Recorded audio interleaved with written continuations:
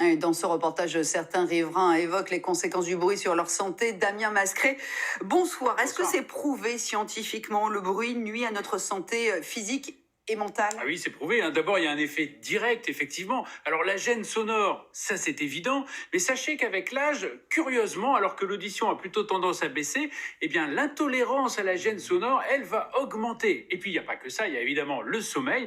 Alors là, il y a à la fois des difficultés pour s'endormir, il y a à la fois davantage de réveils nocturnes, et puis surtout, on a moins de sommeil profond, donc moins de récupération physique, et on a aussi moins de sommeil paradoxal, donc moins de récupération mentale. J'ajoute encore l'anxiété, le stress, la dépression, tout ça augmente. Ouais, ça fait beaucoup et le bruit a aussi des effets indirects sur notre santé. Ah oui, là, il y en a beaucoup. Alors, les deux plus importants, c'est d'abord le dérèglement du système cardiovasculaire, parce qu'il y a une hormone de stress, le cortisol, qui est sécrétée.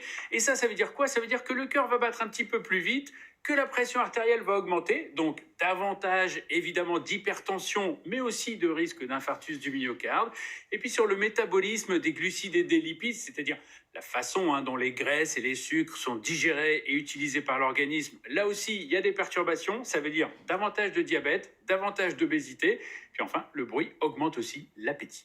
Ouais, et le bruit, c'est un enjeu de santé publique. Merci beaucoup, Damien.